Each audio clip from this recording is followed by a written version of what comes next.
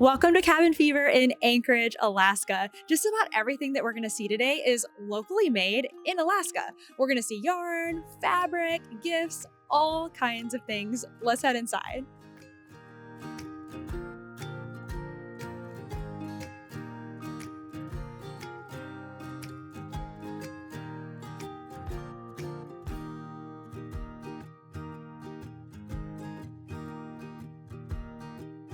I'm here with Terry, who's going to take us around and see the yarn. But first, we're going to learn a little bit more about you. So what do you do here at the store? Just about everything. I am sales, help with sales, with customer service, people coming in. And a lot of times I'm on the register, checking people out, answering questions, cleaning in the morning before the shop opens. Sure. Just a little bit of everything. Well, why don't we go and look at some of the yarn? Okay, come on in and we can save Qiviut to. I was thinking the same thing. Okay. We'll end with the Qiviut. Okay. All right. All of our yarn is locally dyed. And in here, is with most yarn shops, it's organized by weight primarily. And we have yak, one of the things that we do have. Yeah, the yak sock with just nice. And something we got in new this summer is this, it's called Cloud, but it's alpaca, baby alpaca, merino, and yak. Oh my gosh. So it's pretty much like knitting almost with mohair. Yeah, it looks very, nice. very similar. Very similar. But beautiful. That's now, something new. Who dyes the woolly mammoth yarn? Our owner has a lady who used to live here, used to live in Juneau, as a matter of fact. And I'm not exactly sure where she lives now, but she comes up once or twice a year. And from Juneau? No, she lives outside now. Outside is any place that's not Alaska. Oh, okay. So if we say we're going outside, that means we could be going to Michigan, to New York, to Florida. It just means we're going to be out of Alaska. Okay, but interesting. She lives outside. Okay. And I'm not exactly sure. I don't remember.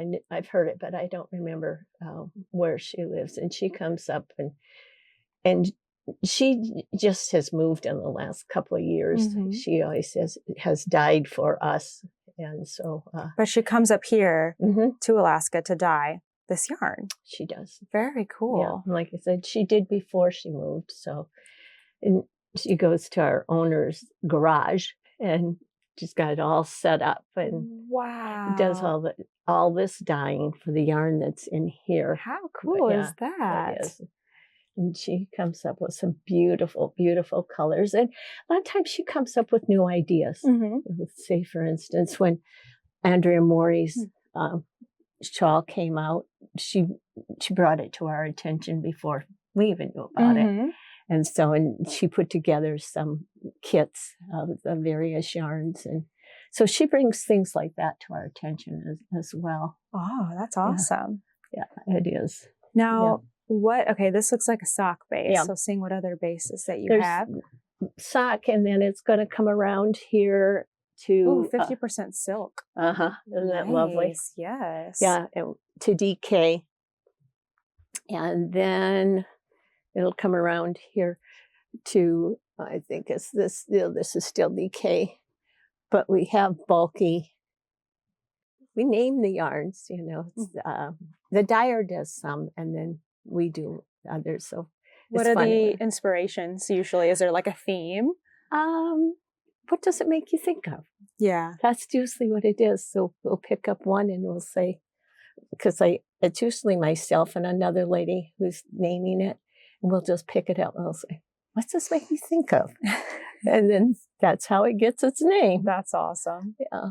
And a lot of them, some of them I should say, are Alaskan in that we'll say, blue spruce or Kenai River. Yeah. Things when you see it, you think, oh, this is the color of the river. We were just talking before you came in that when we combined the three stores, it really helped the yarn. Oh, yeah? Because when we had a separate store, specifically, it was knitters who came in. And so not everybody's a knitter or a crocheter. And now that we have the 3 stores together, people come in and maybe they want to look at fabric or they're looking at gifts and they'll say, oh, my mother would love this. They'll pick up a gift for someone, pick up a skein of yarn, right?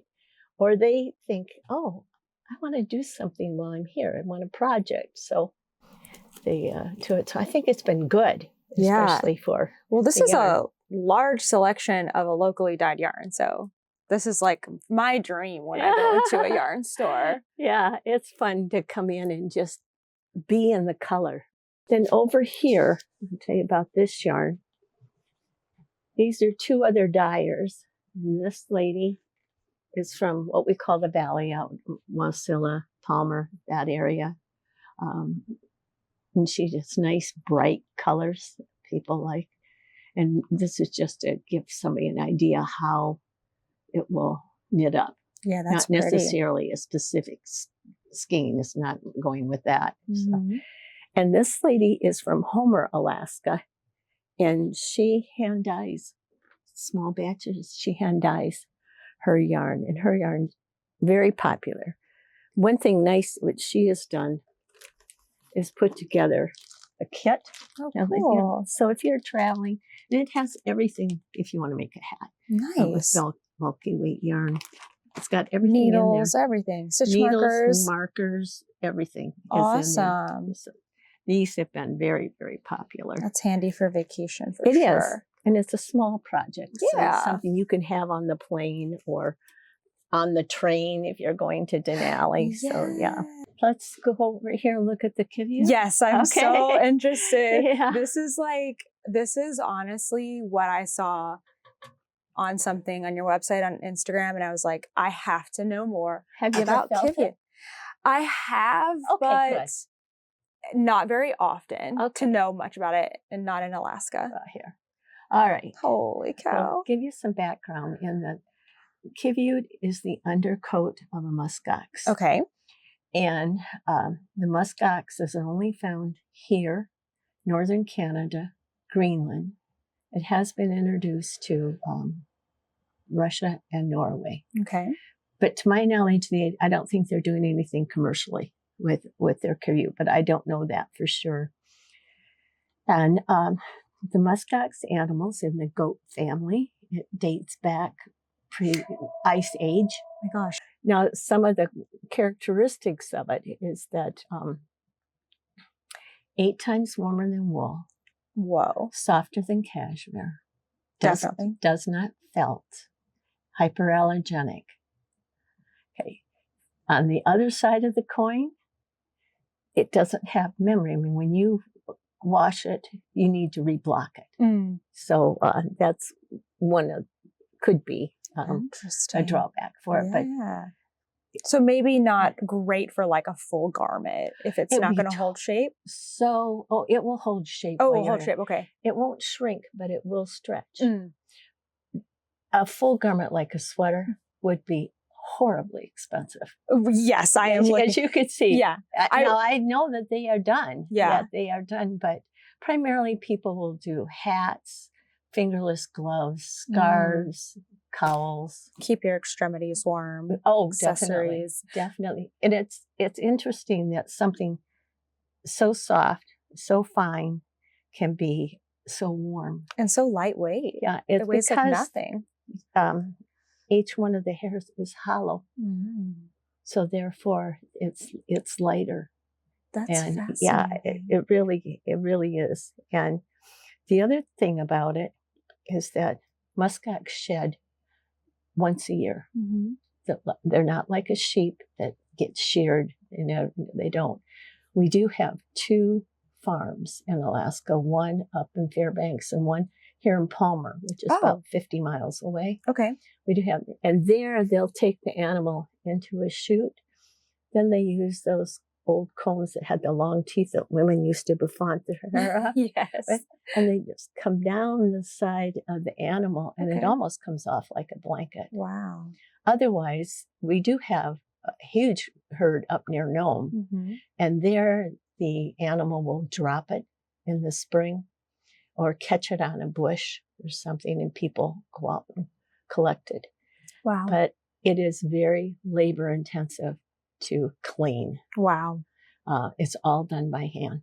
That's no machines, amazing. No machines. So they have to pick out all the little twigs and dirt and everything else that could be in it. Do you know where this Qiviut comes from? Is it from Palmer? We've had some from Palmer, and we get some from northern Canada. So we have a variety up there. Then we do have a few things just to show how it will knit up. Beautiful. And Jana dyes the Qiviut?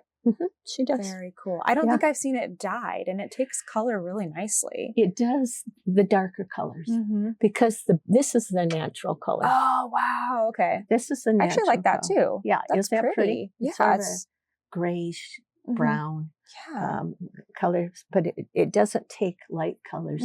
And you don't want it bleached because bleach will harm the fibers. Change all the properties that you like, and right? it could be more brittle or whatever. So Very don't, cool. it's not recommended to bleach it.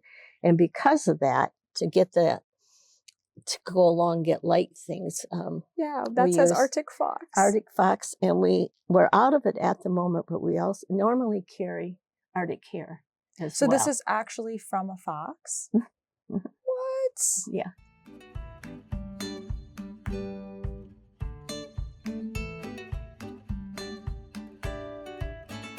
We have things that are made up, and also you can see some of the Qiviut. Oh, just what the fiber looks like? This is what the fiber looks like when it comes off the animal. And to be honest with you, this is relatively clean compared to what it could be. That is so cool. Isn't that neat? And then when they clean this and take it, they take each hair and spread it out and organize them according to length and by hand. By hand. Everything's by hand. Gosh. That's what adds to the cost of it, not only because the animal is rare. Yeah. I thought it was just the harvesting of it. I didn't realize even in the processing it was everything. And they take it out and they organize it according to length and what they feel is the quality of the hair. And the females and the baby muskox have softer. Oh, okay. Yeah, the males are stronger. Cool. But anyway, this is a cowl just made out of the Arctic fox. Oh, neat. Isn't that pretty? It's really nice. It has a pretty halo. That is very so cool. Very pretty. And we don't have any hats at the moment, but I bet you she used it here. Yeah, this was Arctic fox. So these items, finished items, look like they're for sale. They are. Who makes these?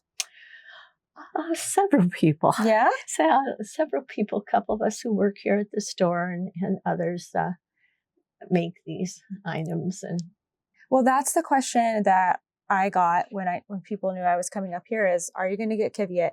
And then they were telling me stories like, I bought a skein, but I'm scared to work with it because it needs, it's something that needs to be special and I don't want to mess it up. So... Which I understand because it's an expensive thing, but it's fingering weight. Right. It's fingering weight. And what I had a lady tell me the other day, because she was expressing the same thing. She said, I'm going to take some fingering yarn, not Qiviut, and I'm going to knit what I think I want. I don't remember if she wanted gloves or whatever she wanted. And I'm going to knit and see how that works. And then I'll transfer and do it out of the Qiviut, but I'll practice first. Yeah, that's a great idea. It's a great idea. Yeah. It's a great idea. And then you feel a little more comfortable. And honestly, it's not too difficult to tink, to go backward if you make a mistake. It's not too, it's a little bit because of all this fuzziness. But if you can catch it fairly quickly, it's not so bad. It's not so bad working backward.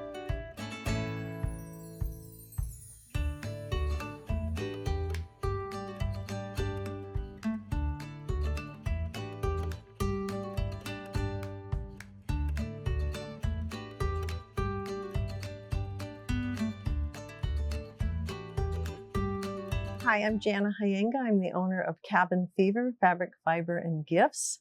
Formerly, we were Cabin Fever, a gift store, Quilted Raven, a fabric store, and Woolly Mammoth, a yarn store. And now we're all three together under the name of Cabin Fever. I want to know how you got started with all this. Like, take me back. Like, what year was it? Well, that's a long story. I'll try to edit it really short. Okay. My sister and I, we had a grandmother who was a quilter. And so back in 1980, we started our first little store in a house downtown Anchorage. Wow. It was about 600 square feet. We knew nothing about business. We were teachers. And we decided that we were going to teach quilting classes and we were going to have a fabric store.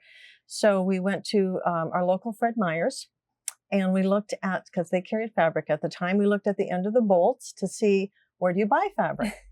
And so then we decided, okay, well, we can call this company and get some fabric. So our first offering was 50 bolts in a tiny little closet in this house. And then we thought, well, we need some gift items, kind of like what we have in this store today. And so we made them. Wow. We thought, well, and we spent 6 months making everything. And Sewing? Sewing, yeah, pretty much sewing. Mm-hmm. And so then the Quilting Guild gave us an open house the night before we opened, and they bought everything.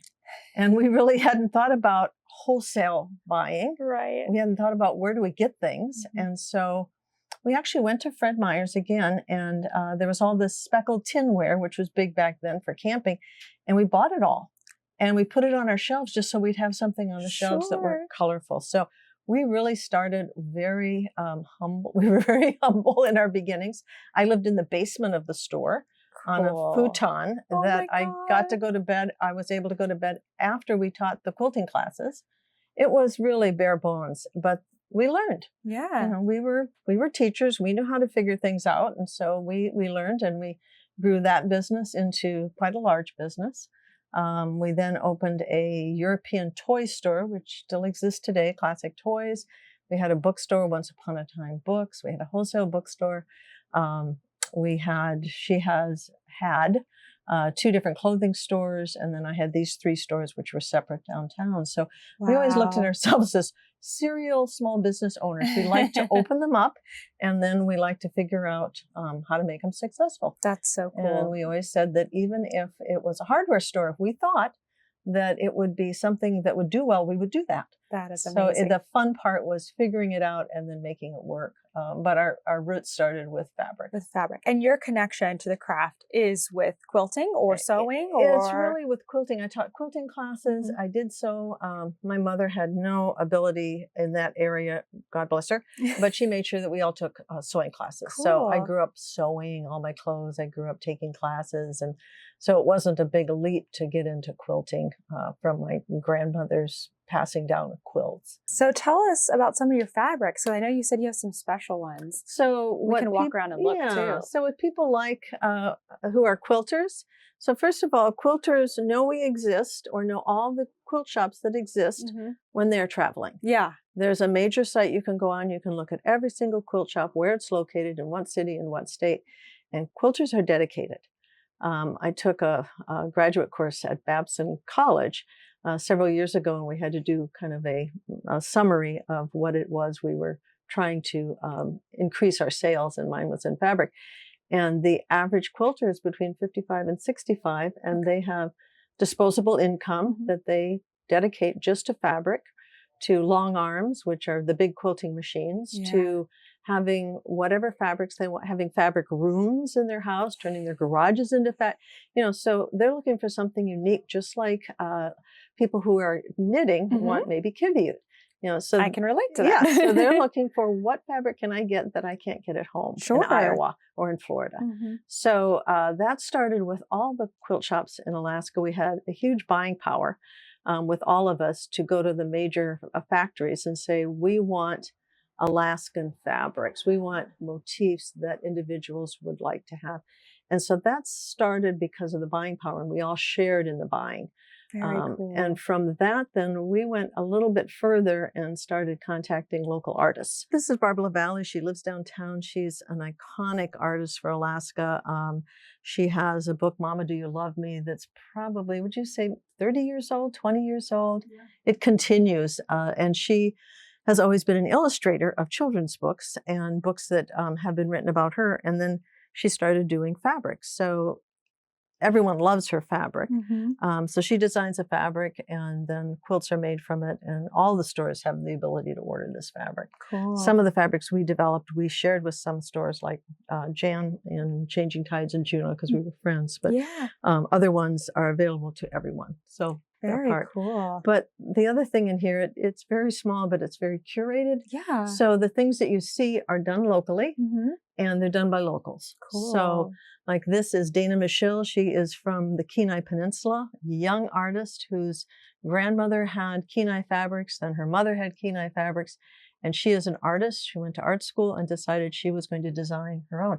So she designs all of these. She kits them. She cuts the laser.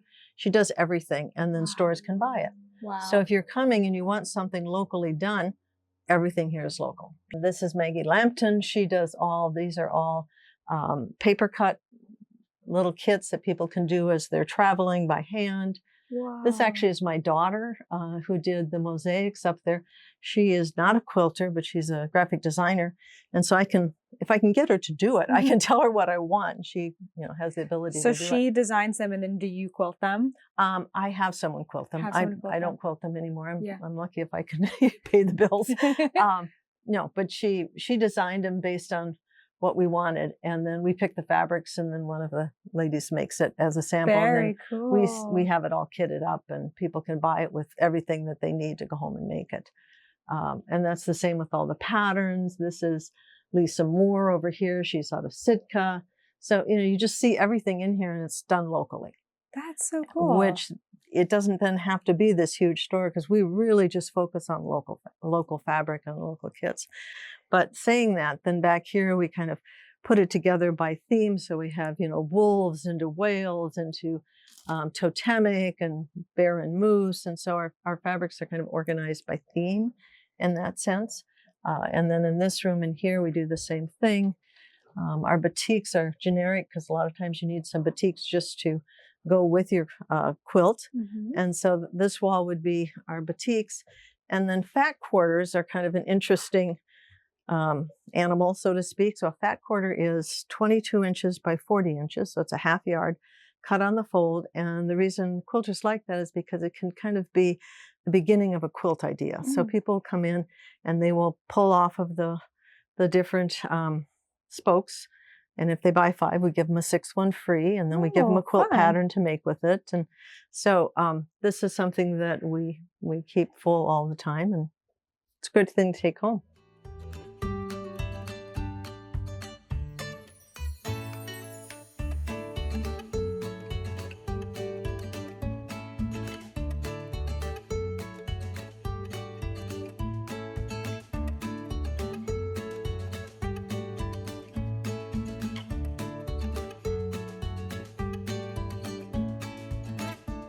So this is the cabin fever part as you come in the store. Again, we had to kind of curate and pick the best of the best.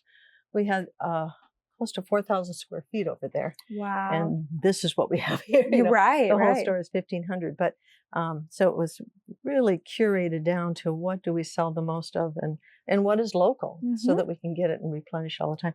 So all of this with the soaps and the salves and the bath salts, this is something that we find it's affordable, it's consumable. A lot of people, depending on their age, they don't want necessarily something to put on their wall or something. Yeah. So this fits a really nice niche where people can buy something for themselves or for others, and it's consumable. Then we have over in here, this is kind of it's interesting and it really works. I use it, my daughter uses it. It's Alaska Glacial Essential. So it's made from mud, glacial mud. And they're like mud, what do I want to say, mud packs that you put on your face. So people kind of like a mask? Yes, thank you. That was the word I was looking for. And it's really unusual, but it really works well. Oh, cool. That sounds really neat. This is one of our sewers up in Fairbanks. Mountain Heather, she does all different kinds of hats.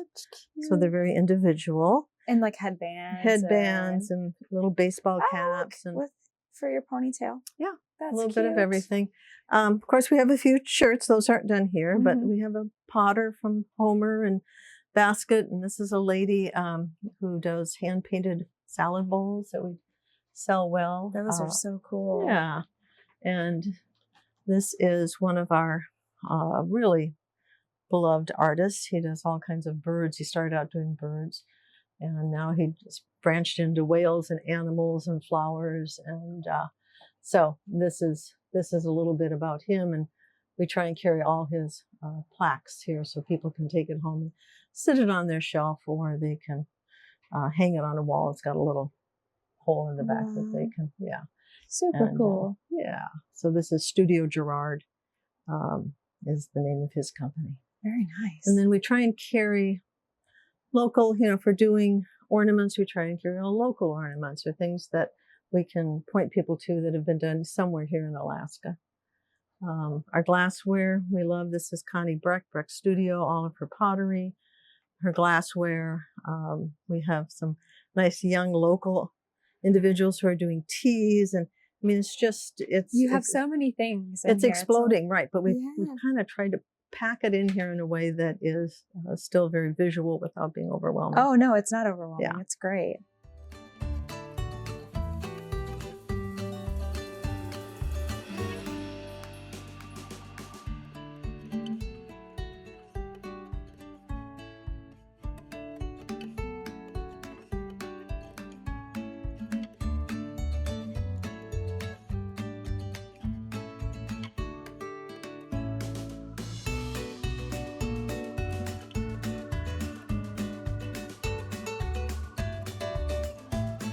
Thank you for you're welcome. Thank giving you us for a tour. This has been so reaching awesome. out to us. Yeah.